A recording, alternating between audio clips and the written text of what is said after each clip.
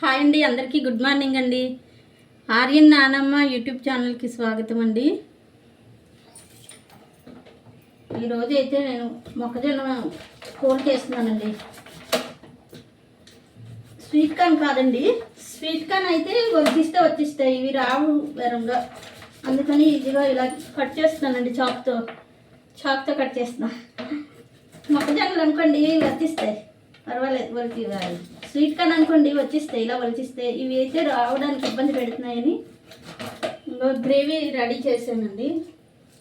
మా బాబా అయితే ఉల్లిపాయ తిండు కదండి, అందుకని దోసపప్పు జీడిపప్పు టమాటీ గ్రేవీ రెడీ చేశానండి. ఉడకపెట్టి కూర చేయాలండి. ఈరోజైతే ఉసిరికాయ పచ్చడి చేస్తున్నానండి.